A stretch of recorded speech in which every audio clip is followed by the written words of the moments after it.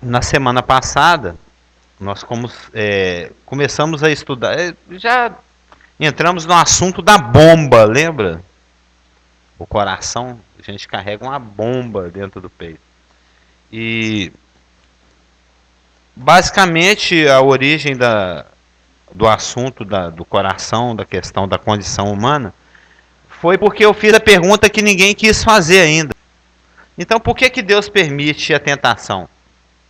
Por que Deus permite o diabo vir, ficar te oferecendo as coisas, ficar te jogando ideia ruim, desobedece, sai fora do caminho? Por que Deus permite, na grande tribulação, o Senhor vai permitir que o instrumento de Satanás, que será o anticristo, que está breve aí. Aliás, antes de entrar no nosso assunto, eu até anotei aqui, ó. Foi dia 4, uma terça-feira, estava lá eu, na minha casa, 21 horas e 54 minutos, assistindo o jornal da Manchete, né? Eu ainda conheço por Manchete, é Rede TV, né? Assistindo o jornal da Manchete, e o comentarista econômico, eu vou citar isso principalmente para os novos aqui, né? Para a gente pensar, tá atento. As coisas estão acontecendo aqui na nossa cara e a gente não está vendo. Ou estamos, né? Porque a palavra fala que a profecia, a palavra profética, aquilo que o Senhor revela, né? Ela é como a luz. Luz para os meus caminhos é a tua palavra, né? Lâmpada para os meus pés e luz para os meus caminhos. E tem uma passagem em Pedro também que fala que a profecia, a palavra profética, ela é como uma candeia. É uma... Nós da roça aqui, eu não sou da roça não, mas ele é. Usa muito a lamparina, né? Lembra a lamparina? Aquela onde põe o querosene, tem um barbante assim, onde você põe fogo, ele fica embebido no querosene, né? Então só o querosene vai queimando. Aquilo é uma lanterna da roça, né? Hoje em dia você põe 2 pilhas, gira o negócio. Mas aí a lamparina, inclusive na época de Cristo, não tinha pilha Rayovac, não tinha lanterna, era na lamparina. A palavra chama de candeia, né? É um receptáculo onde tem o azeite, o óleo, o combustível e a coisa ali que pega fogo, o pavio. A candeia, ela ilumina ali pertinho só um clarãozinho ao seu redor. Mas Pedro diz que a palavra profética é como uma candeia, é como uma lamparina que ilumina no lugar escuro até que o dia chegue. Então até que as coisas que o Senhor já profeticamente nos avisou que iriam acontecer, até que elas aconteçam, pela fé nós temos certeza. Você vê, isso foi escrito. A Bíblia terminou de ser escrita há 1900 anos atrás. Foi logo nos primeiros 100 anos do cristianismo, ela já estava completinha. Uma coisa que foi escrita há 1900 anos atrás. Faltava muito tempo para acontecer. Mas quem viveu naquela época, pela fé, acreditava. Não, o Senhor vai arrebatar a igreja, vai surgir um líder mundial que vai tomar conta das coisas, ele vai se virar contra Deus, ele vai perseguir a tribulação, aquela história toda. Quem viveu há 1000 anos atrás, ainda faltava um tempão, né? Nós estamos mais perto do que quem viveu há 1000 anos atrás. Mas ele já cria pela fé. Isso um dia vai acontecer.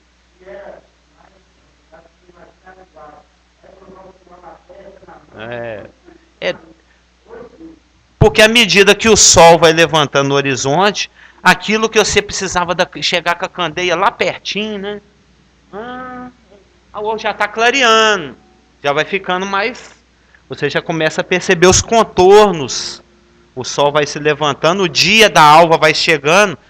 A candeia quase... No momento em que a profecia se cumpre, em que o anticristo, por exemplo, estiver sentando lá em cima do propiciatório, dentro do Santo dos Santos, né, sujando a calça dele de sangue, né, sentando lá em cima do propiciatório, lá dentro do templo tribulacional, você vai estar chegando com a luz profética falando, daqui 2000 anos o anticristo vai estabelecer a abominação desoladora. Ele vai entrar dentro do templo tribulacional e falar, me adorem, eu sou Deus. Há 2000 anos atrás isso estava longe. Há 2000, à medida que você vai aproximando, vai chegar uma hora assim que você vai chegando com Daniel, Mateus 24 e Apocalipse, o homem já está na sua frente sentado, você nem precisa mais da candeia. Virou fato. Aquilo já é fato, era profecia. Um dia os vales de ossos secos vai crescer tendão, vai virar carne, etc. Ezequiel 37 é uma profecia que, com linguagem figurada, que apontava para a reunião de Israel que aconteceu 14 de maio, ou 10 de maio, eu sempre confundo 14 com 10, de 1948. É uma profecia. O Ezequiel escreveu ela no ano 550 a.C., ela veio se cumprir em 1948. Então quem tinha a palavra profética candeia já sabia, ele tinha certeza, nada indica que Israel um dia vai ser nação, mas a Bíblia diz que vai. E quem creu nisso, viu a profecia se cumprir em 1948. Nós cremos que vai chegar um período de tribulação como nunca houve nesse planeta, que vai ter um líder mundial que vai ser contra Deus, que vai marcar a humanidade, etc. Quanto mais o tempo passa, mais isso está perto de acontecer.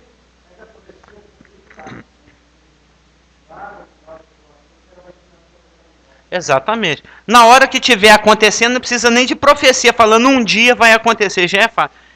E nós cada vez mais estamos caminhando em direção à consumação daquilo que o Senhor falou. Aí, voltando ao assunto, agora no dia 4/10, terça-feira, às 21h54, eu lá assistindo o jornal da Rede Manchete, o comentarista econômico falando o seguinte, tá tendo, vocês sabem que desde 2003 para cá, na realidade, 2008 a coisa intensificou, tem acontecido estremecimentos econômicos. A economia mundial está meio instável.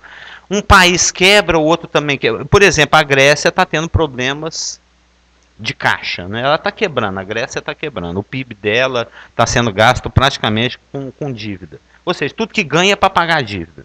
Às vezes a gente fica nessa, né? E um governo quebrar é preocupante. Principalmente porque as economias são todas interligadas. É um mundo, como é que fala? Globalizado. Tudo é muito dominó. Uma coisa que acontece lá, a Dilma resolve mexer nos juros, que aí o cara da esquina resolve aumentar o preço, que aí o dinheiro que eu ganho no táxi não compra. A coisa vai, é um dominó. A Bolsa de Nova York afeta a Bolsa de Brasília, que afeta a Bolsa de São Paulo, que afeta minha moeda. Era para sobrar 60 centavos, só tem 25. Né? Como as coisas vão afetando uma a outra. E o governo quebrar um governo quebrar é uma coisa preocupante, porque afeta outros governos. É um dominó, bolsa, etc., sistema econômico. E esse comentarista econômico falando que estava preocupado, que a crise está se aprofundando, porque além de governos, também está afetando bancos. Então, o banco que emprestou dinheiro para a Grécia quebra, o banco quebra. Se o banco quebra e outro banco a quem ele deve, aí a coisa vai quebrando, vai dar um efeito dominó. Então, um tem que ficar segurando o outro. A Alemanha fala, eu dou 20, aí o Brasil eu dou 5, vão fazendo vaquinha, vão lá, dá esse dinheiro para a Grécia ficar em pé mais um tempinho. Fizeram isso com a Espanha, com Portugal, com a Itália, tá desse jeito, estão tampando, estão remendando. Colocando, como diz o Senhor, colocando remendo de pano podre em pano podre, de pano novo. A coisa vai remendando, tampa um buraco aqui, igual aquele desenho animado, já viu? O cara tampa com o dedinho e vaza lá. Aí põe o dedo do pé.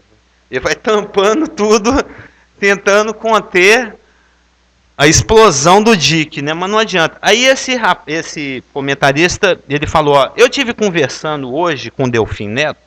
O Delfim Neto é um gênio da economia, ele já foi nosso ministro da economia, ministro da fazenda durante os governos antigos, os governos militares, não sei se vocês lembram, o governo Geis, o governo Médici. Aquele gordão. Ele não é velho, ele é experiente. Já deve estar. Já dá catedrático, não entende muito. E ele falando, olha... como é que foram os pontos aqui? Ele citou a preocupação do Delfim Neto com a quebra dos bancos, para quem a Grécia devia. Isso é preocupante porque isso caracteriza um aprofundamento da crise, agora já está atingindo o sistema bancário. E isso tem acontecido em ondas. Aconteceu em 2003, a crise em 2008, uma agora mais recente esse ano. E ele diz que isso vai continuar acontecendo e se aprofundando. E ele falou algo que todos os economistas têm falado. A única solução é encontrar um nome de consenso.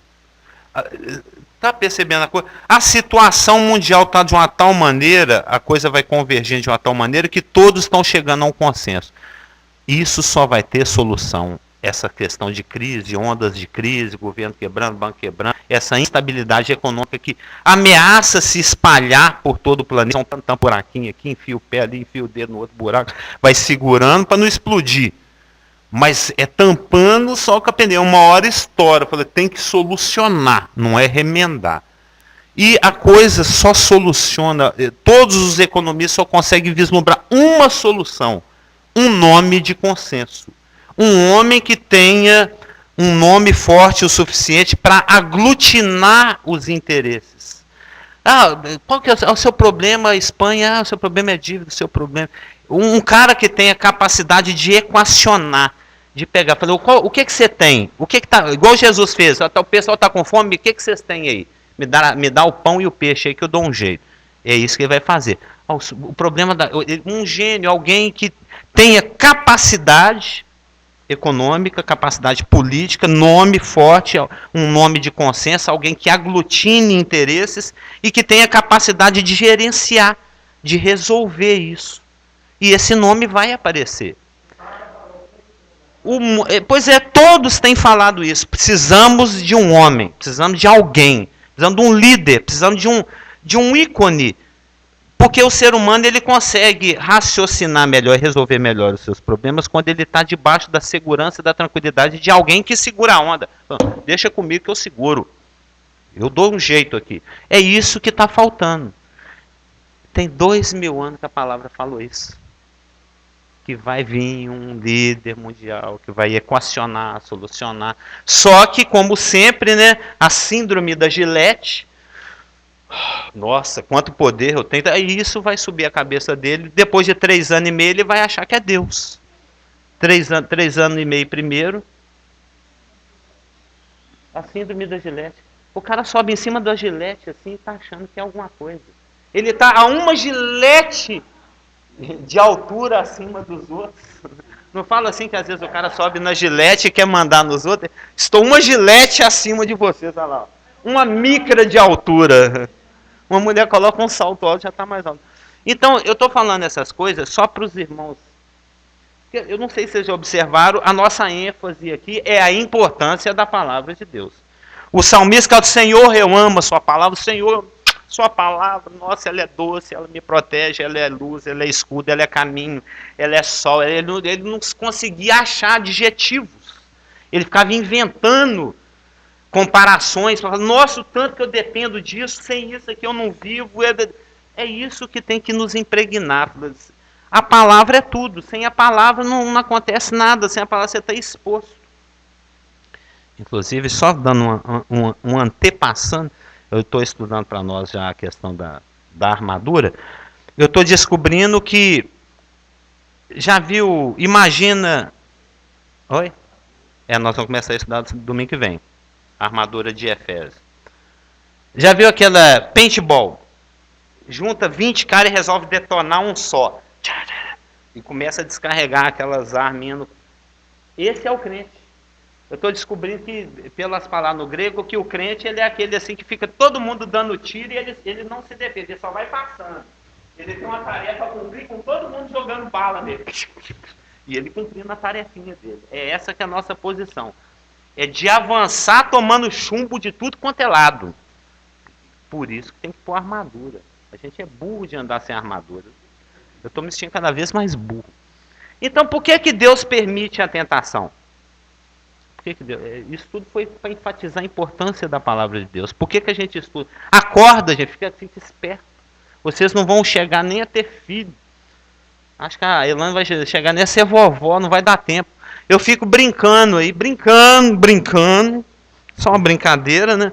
Eu fico brincando aí que Jesus vai voltar no dia 21 de maio de 2029.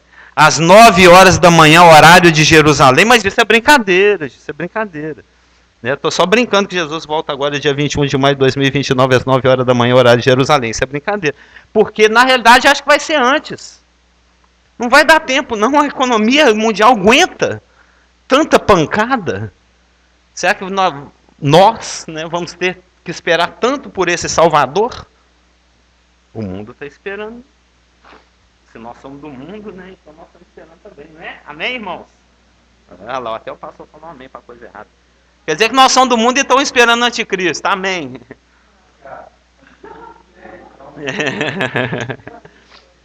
Como é que é? Exatamente. Por que Deus permite a tentação? Resposta, Deuteronômio 8:2. Que nós vimos aí. Hã? Exatamente, provar o coração. Deus, né, nós já citamos, ele conhece todas as coisas, Salmo 139, se você for para o abismo, ele está lá, subir ao céu, ele lá também. Lá estás também. Não é? Para onde me ausentarei da tua face? Então o Senhor, todas as coisas ele conhece. Os olhos dele estão sobre toda a terra, conhece o bom e o mal.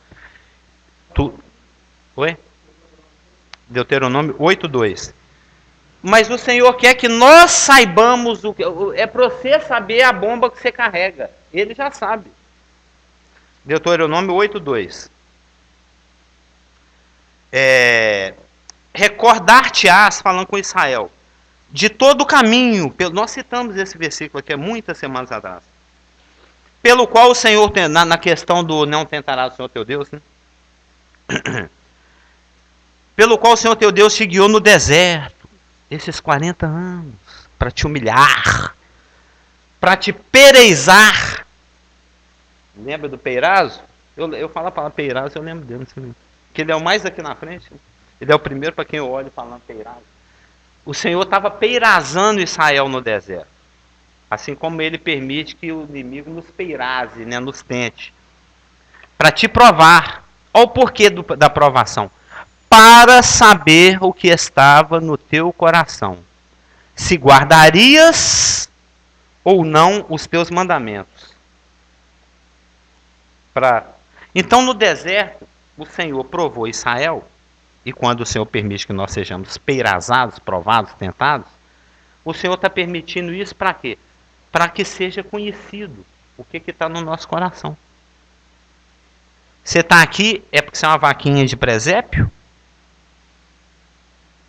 Porque o papai mandou? Ou porque você quer, porque você ama o Senhor? Entendeu? A ação em si, a professora fala, vai lá e cata imediatamente o que você jogou no chão. Você pode agir lá, pegar, porque você ama a professora, porque você está arrependido do seu ato de ter jogado papel de bala. Né? Você vai com raiva, xingando. Você fez, mas você não fez. Você fez, a sua mão, o seu coração não fez. Entendeu?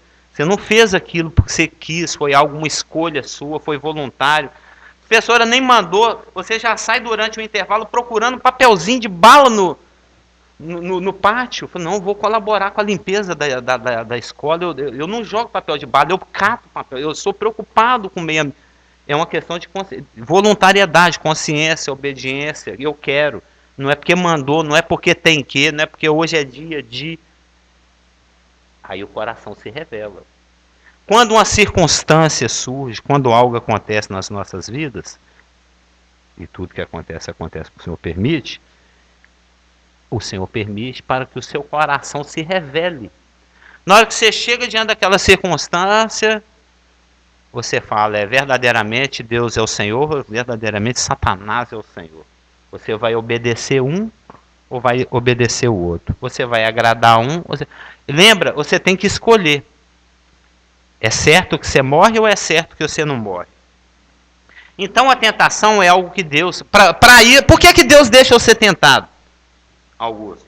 Porque a tentação é algo que Deus permite em nossas vidas para que nós exercitemos a nossa fé. Isso eu vou desdobrar isso.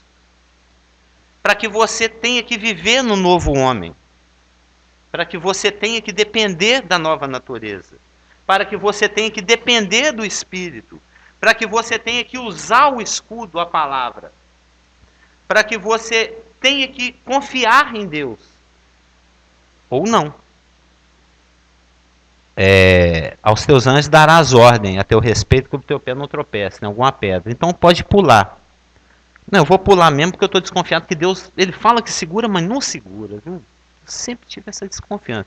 Tudo bem, eu nunca testei não. A palavra, foi apresentada, eu creio nela, mas eu ainda não tive a oportunidade de vivenciar. Eu ainda não tive uma circunstância na minha vida que exigisse que eu vivesse o que está sendo pedido aqui. Aí a circunstância surge. Deus permite. Aí é a oportunidade que você tem. Aparece um diabo que fala: Deus não segura sua onda, pula para você ver.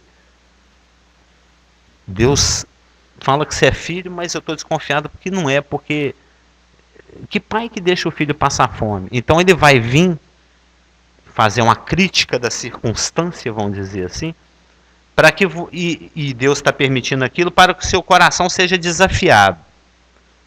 Bem, o que Satanás está apontando é legítimo, procedente. Ele até tem razão no fato que ele aponta. Mas o fato que ele está apontando corresponde ao que a palavra diz? Vamos checar. Não, a palavra fala que é certo que eu vou morrer. E ele está falando que é certo que eu não vou morrer. Então, a tentação, ela te obriga a decidir. Eu obedeço ou eu não obedeço? Deus está falando a verdade ou Deus está me enrolando? Deus deu tudo mesmo ou tem coisa que ele esconde?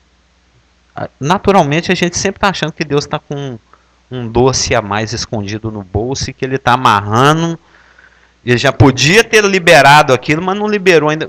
É o nosso modo natural de pensar. É sempre desconfiando. Até dos nossos pais, mesmo quando eles fazem alguma coisa boa pra gente, a gente já sabe que vai dar, tem coisa boa, mas a gente escuta meio que duvidando, né? Meio que desconfiando.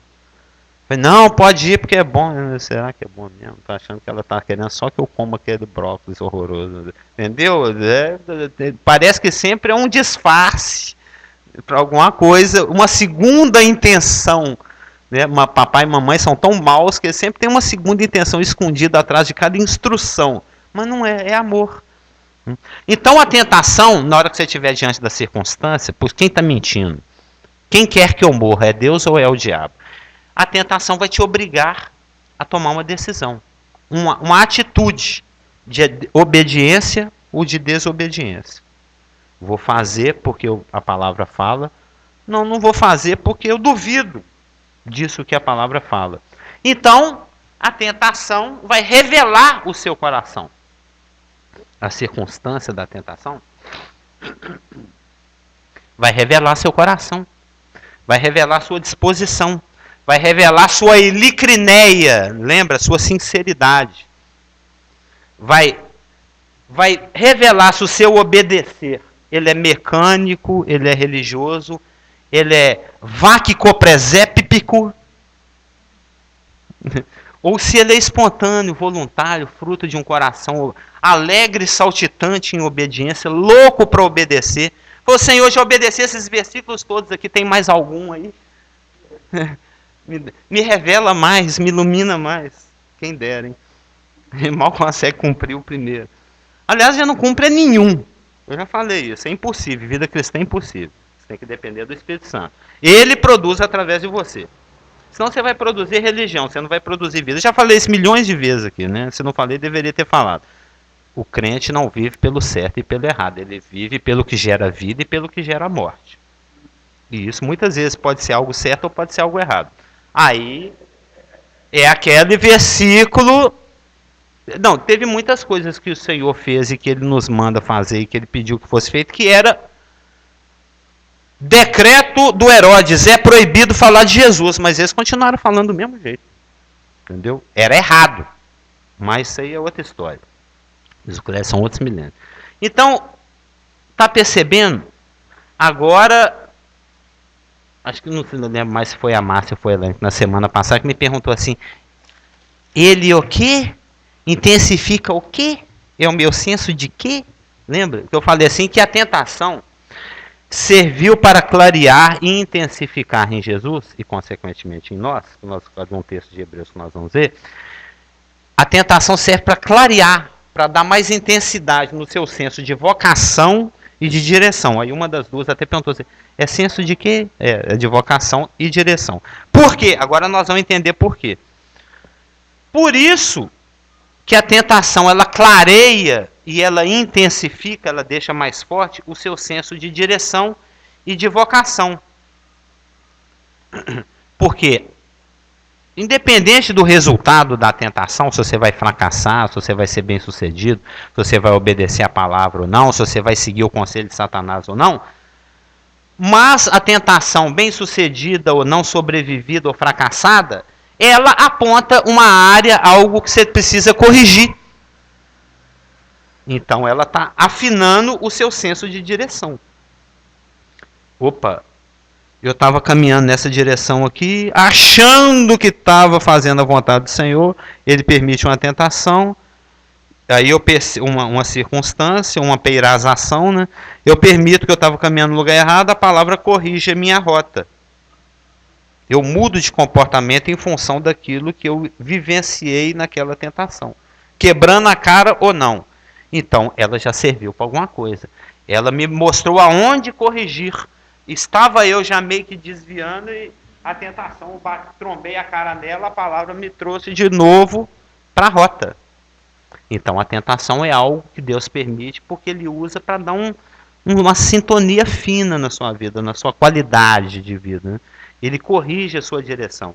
E no final da tentação, após ter sobrevivido a ela ou não, você fica com mais vontade ainda de servir o Senhor ou não, né?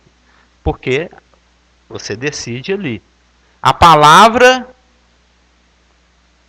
na realidade, o que está te obrigando a uma decisão não é a tentação, é a palavra, né? Porque a tentação, ela é uma oportunidade da ação ou da ineficácia da palavra na sua vida, conforme a sua resposta de obediência ou desobediência. Então, é a palavra que está na realidade definindo, que está na realidade corrigindo, na realidade está dando um ajuste fino, né? Já está no futebol, mas eu gosto tanto do Galo que eu quero ver ele nítido na minha televisão e eu fico ali ajustando, mexendo na antena, seletor. Antigamente era isso aconteceu muito com a gente, um sobe no telhado e outro mexe. Tá bom, não, gira, mais um pouquinho. Lembra? Antigamente, hoje já está acabando isso. Já quase que não é dos seus tempos mais. Então, é quase que daqui a uns dias já não é mais. Né? Daqui a uns dias, os filhos dele vão perguntar para ele, ô papai Isaac, como é que era esse negócio de antena de televisão? Que hoje em dia é um implante digital aqui no canto da íris, né? Ele pisca assim, liga o canal aqui no canto do olho. Ele vai dirigindo e assistindo aqui, né? O jogo. Mas isso é outra história. Aí bate o carro também, né? Então nós temos,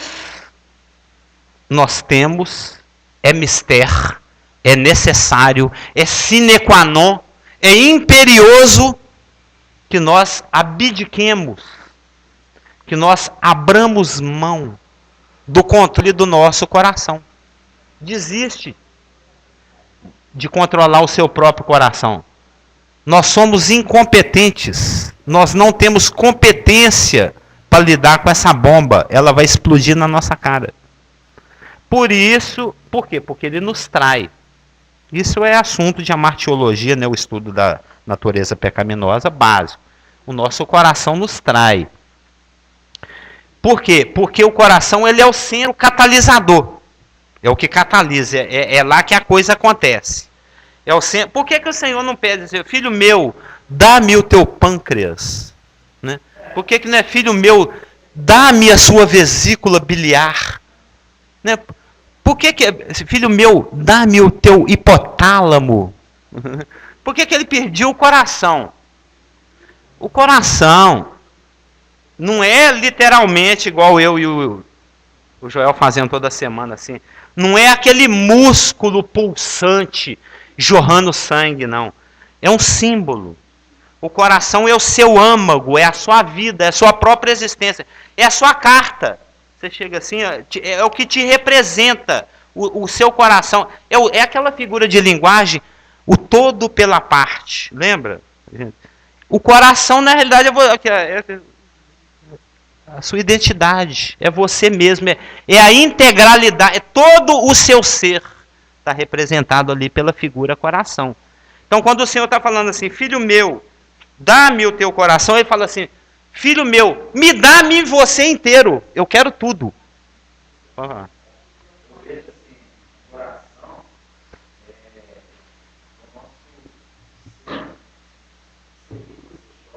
É, exatamente. Ele te representa, ele te resume. Exatamente. Não, não é o que eu estou falando, não é a questão física, ele é algo simbólico, ele te representa.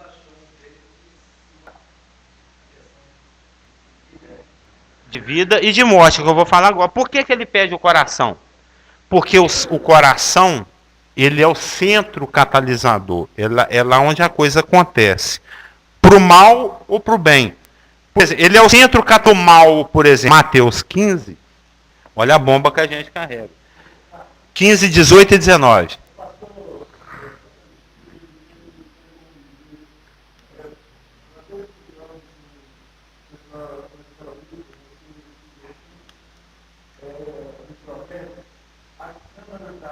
Sim, me lembro. Eu falei isso hoje ou ontem com a Marluce. Ainda bem que eu estou preparado porque eu fiz BPG. Não, porque tem coisa. Não, porque a questão é a seguinte, ontem era de madrugada e ainda estava preparando material. Eu gosto de trazer umas 7 páginas escritas aqui, mas às vezes fala uma, fala duas. Semana passada eu tinha 5 páginas escritas, nós falamos isso aqui. Um terço de página. Aqui, ó. Dia 2, dia 9. Porque o assunto expandiu. E aí eu até falei com ela assim, engraçado, não precisei nem de anotação, porque eu fiz IPPG. O Senhor colocou aqui, ó. Entendeu? Palavra. Convive com a palavra. Gastei meu tempinho, pegava ônibus e ia lá estudar no IBPG, igual farão muitos a partir do ano que vem, ou do 2013, não sei. Queremos 12, né? O nome é a palavra, é ela que te salva. Alguém levantou a mão.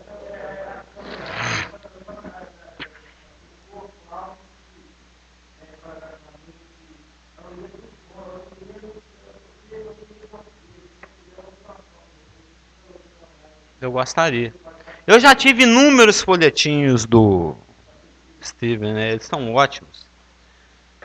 Então, é no coração que o mal reside, né? Lá é a central dele, é lá que ele está catalisado. Mateus 15, 18 e 19 diz o seguinte: mas o que sai da boca vem do coração. A boca fala do que o coração está cheio, né? E é isso que contamina o homem, principalmente o 19. É a casa, é lá que eles moram. Porque do coração procedem maus desígnios, homicídios, adultérios, prostituição, furtos, falsos testemunhos e blasfêmias. É isso aí que mora no nosso coração. Tem uns idiotas. Aliás, Satanás usa a mídia. A mídia é dele, né? Vocês sabem disso. Não confia em tudo que fala lá, não. A mídia vive falando para nós em filmes, em desenhos. Segue o teu coração. Faz o que o seu coração manda. Traduzindo, se lasque, se arrebente, segue essa bomba, essa porcaria, esse trem que vai te jogar num abismo. Corre para a ruína e para a derrota. Seguir seu coração é seguir a morte.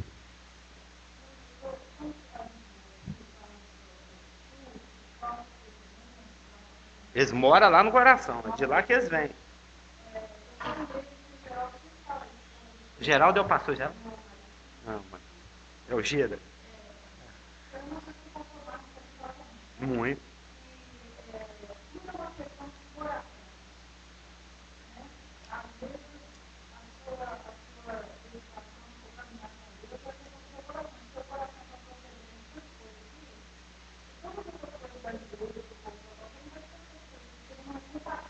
Exatamente. Sim.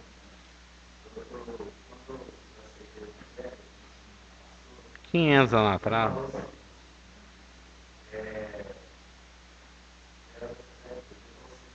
É irmão também.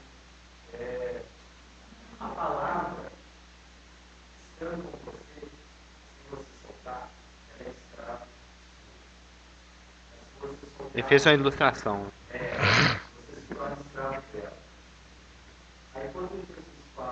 Você está comprometido, exatamente.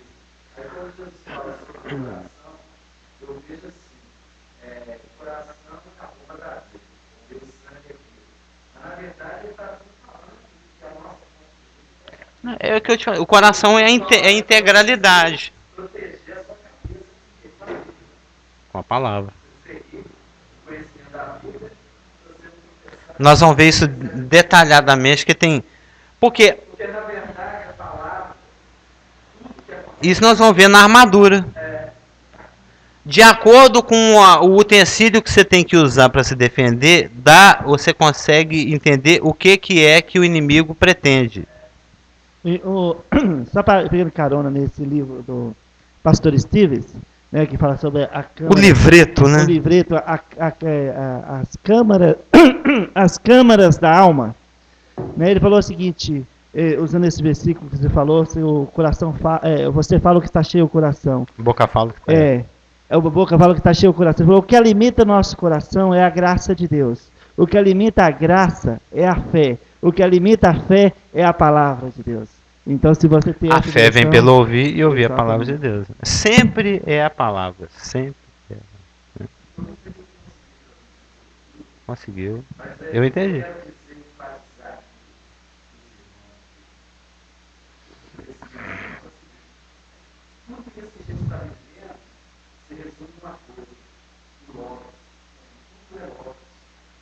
Que não é aquele carro, né?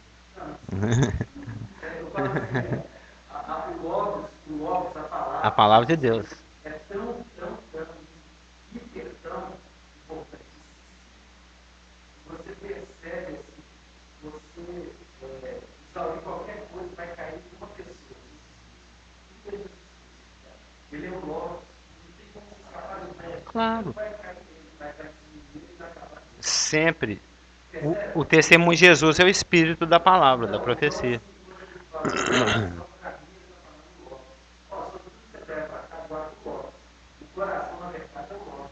Guarda a palavra no coração. Não, tem inúmeras passagens lá em Deuteronômio que fala para incutir a palavra no coração do filho. Porque o coração é a central, o centro catalisador do mal, como nós vimos, dele que procede os furtos, adultérios, não sei o quê. Como também, já que lá é o motor, o central ponto de tudo, onde tudo acontece e se resume, é lá que Deus derrama o amor dele. Romanos 5,5.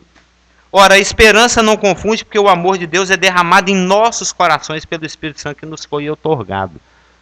Ou seja, o nosso coração tem que estar sob o controle de Deus. Para isso você tem que viver na cruz, com Cristo crucificado. Por quê? A gente tem que se identificar com Cristo. Bom dia. A gente tem que se identificar com Cristo na sua morte, porque é na morte que a velha natureza foi extinta. E na sua ressurreição, porque na ressurreição que a nova natureza é criada. Então a gente tem que se identificar com Cristo na questão da vida de crucificação. Você tem que viver a vida de crucificado. É o que Paulo vivia falando. Eu só quero saber de Cristo, Cristo crucificado. O viver que agora vive na carne, não vive pela fé naquele que a si mesmo se deu por mim. Gálatas 2:19, b e 20. Então, por que nós temos que nos identificar com Cristo? Na sua morte e na sua ressurreição. Na morte, porque é na morte que a velha natureza morre, e na ressurreição, que é lá que a nova natureza é criada. A gente tem que deixar de viver no velho e viver no novo. E por que nós temos que nos identificar com Cristo? Porque Cristo se identificou conosco. Ele assumiu a nossa natureza humana, foi feito carne e sangue, igual nós somos. Ele passou nos testes de qualificação, que foram as tentações. Isso também é identificação. Ele se identificou conosco nas nossas tentações. Isso eu estou citando sem citar, mas daqui a pouco citarei. o texto de Hebreus 2, 14 a 18 e 4, 14 a 5, 10.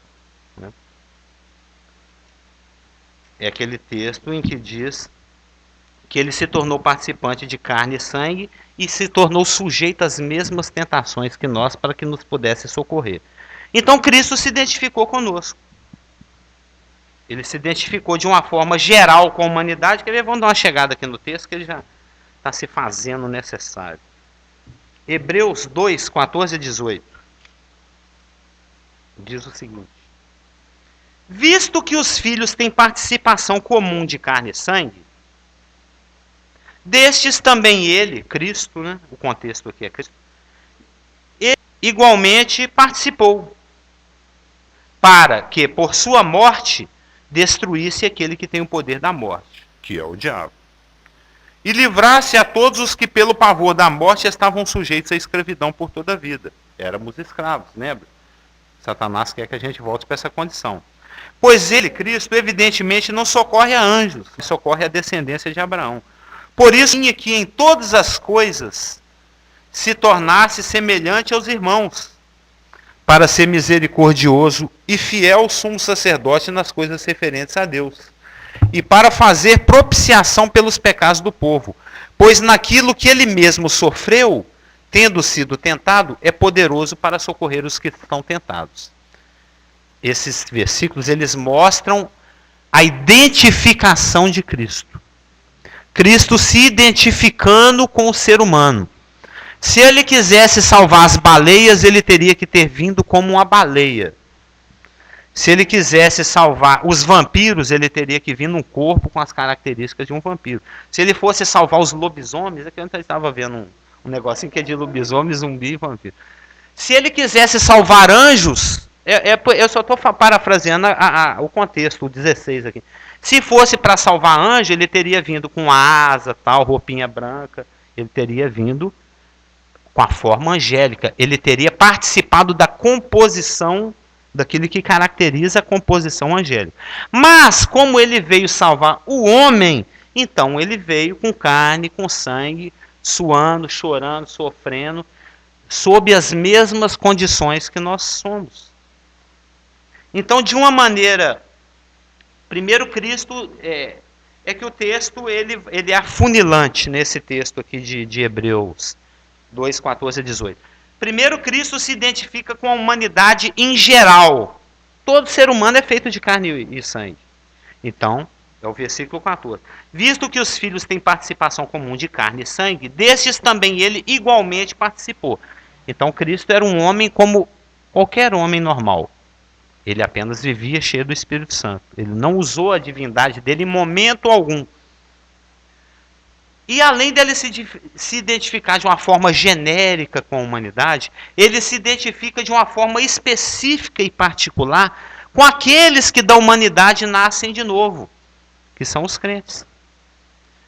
Satanás está preocupado com o incrédulo? Nós vamos estudar essa condição, isso ainda depois do estudo da armadura, nós vamos estudar como é que Deus lida com o gentio, como é que Satanás lida com o judeu, como é que Satanás lida com a igreja, e dentro de cada grupo desse, nas suas subdivisões, com o idoso, com a criança, com o rico, o pobre, etc. Satanás está preocupado com o incrédulo? Nem um pouquinho. Ele já é morto nos seus delitos e pecados. Se morreu, tá bom. Morte é a matéria-prima de Satanás. Ele trabalha com a morte. Se você já está morto nos seus delitos e pecados, você está lá no mundo, escravo, sob a ira de Deus, cegado por Satanás para não ver o resplendor do Evangelho, então você está onde ele quer. Você está no túmulo, você está no caixão, beleza. Agora, se você nasce de novo, no momento em que você se torna um cristão, que você herda a nova natureza, você que antes era inimigo de Deus, e éramos por natureza inimigos de Deus, não é o que fala em Efésios? No momento que você nasce de novo, você que era inimigo de Deus, agora se torna amigo de Deus. Ganhou um amigo. Deus agora é meu amigo. Grátis um inimigo. Satanás. De grátis você ganha um inimigo que te odeia. Que simplesmente quer te matar, te roubar e te destruir. Quer te transformar a pó, quer te peneirar. Quer acabar com você. Então, agora Você é problema para Satanás. Você nasceu de novo. Então ele vai te peirazar. Ele vai te tentar. Quando você estava morto, beleza. Mas agora que você nasceu de novo, agora que você é vivo, agora você incomoda. Agora ele vai vir atrás de você. Então Cristo não somente genericamente participou de carne e sangue como qualquer ser humano, mas como também ele passou pelo teste de qualificação. Ele foi para o deserto, ficou passando 40 dias fome, sofreu tentações até o último momento lá, o rapaz do lado dele falando, ô, você salvou tanta gente que você não desce daí e salva nós. Satanás ficou usando até o último momento de tentações, de peirazações lá. E ele, semelhantemente, né, o verso 18, pois naquilo que ele mesmo sofreu tendo sido tentado, é poderoso para socorrer os que são tentados. Então, se Cristo se identificou comigo, na minha natureza humana, carne e sangue, de uma maneira geral, ele se identificou com a humanidade. E de uma maneira particular, com nós, os nascidos de novo, com os crentes, ele se identificou nas tentações para nos socorrer. É por isso que eu estou falando que nós devemos nos identificar com Cristo. Na sua morte e na sua ressurreição. Só tem um jeito de escapar. Só tem um jeito de sobreviver nesse mundo. Se defendendo com a palavra iluminada. Essa eu gostei. Levantando o escudo neon. O escudo neon. Aquele escudo assim que fica brilhando no escuro. Já viu aquele lá? Na minha adolescência, era um cara muito Robert, como se diz, né? Eu gostava muito de aparecer. Até hoje ainda sou meio aparecido. Eu tinha uma roupa toda cor de Lumicolor. Ela era aquele amarelo Lumicolor. Quando eu chegava lá dentro da discoteca, que batia a luz negra, eu ficava meio azulado. Era uma lâmpada neon andando para cima e para baixo, igual um retardado, né? A gente gosta de aparecer, né, Jorge? Tênis verde que pisca, não sei o quê. Isso é fase. Isso é. Depois a gente só quer saber de ficar cada vez mais escondidinho. Mas isso é com o tempo. Então, Cristo se identificou com a humanidade e com o nascido de novo. Por isso que a gente tem que se identificar. Ele foi feito semelhante ao irmão em todas as coisas, né? Por isso que nós temos que nos identificar com Cristo, na sua morte e na sua ressurreição. Porque na sua morte é onde a nossa velha natureza fica. Fica aí. Eu estava até comentando com a Marluce. Dia 22 de outubro está chegando aí, né? Dia 20 de outubro também. É o dia do aniversário das pessoas. Casal Augusto vai fazer lá seus 60 e poucos anos. Dia 20 agora. Com corpinho de 70. Mas eu ainda quero. Eu acho totalmente incoerente com a fé a gente celebrar o aniversário. O Carlos Hamilton de Almeida morreu, gente. Ele é um defunto. O novo Carlos Hamilton de Almeida, que eu nem sei se chama Carlos Hamilton de Almeida, que ele tem um nome que está escrito numa pedrinha que só Jesus e eu vão saber, nasceu de novo no dia 14 de novembro de 2000, não era 1900 ainda, não, era 1981. Então, o Carlos Hamilton já morreu. O que está aqui agora é um fantasma, é um ET, é um alien. Na realidade é um alien, nós somos de outro planeta. Eu não sou desse mundo, eu deste mundo não sou. Nós somos peregrinos, nós somos aliens, as pessoas não acreditam nisso. Mas nós somos aliens mesmo. Eu não sou desse mundo, eu desse mundo não. Mas até perdi o fio da medalha, né? E esqueci o que eu ia falando. Mas aí, então nós... o aniversário. Eu acho que o ideal... Eu estou pensando nisso, não sei se para esse ano dá tempo, mas para algum ano futuro, eu ainda quero comemorar meu aniversário num caixão. Põe um caixão na sala, enche de flor, deita e os irmãos cantam parabéns ao redor do caixão. Aí isso é legal. Estamos aqui celebrando o aniversário de alguém que já morreu. Os irmãos, os irmãos que têm entendimento da palavra. Tá vendo como são poucos? São poucos. Mas não é verdade, nós já... E assim, eu estou em Cristo. Eu estou em Cristo. E assim, se alguém está em Cristo, nova criatura é. Já faz parte de uma nova criação. Sim. Mas nem dia foi.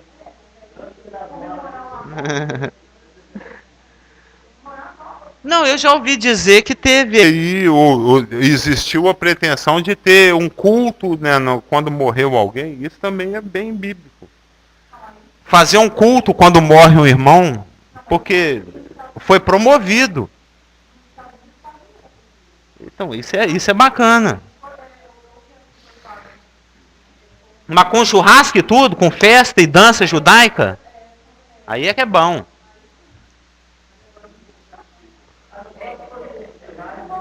Não, cremar, você vai querer que crema? Mas de qualquer maneira, Cristo se identificou conosco, na nossa dureza, na nossa humanidade, nas nossas tentações, na nossa morte. E isso está disponibilizado. A gente não usa se não quiser. A partir da semana que vem, nós vamos finalmente começar a armadura, nós vamos ver. Usar armadura não é facultativo.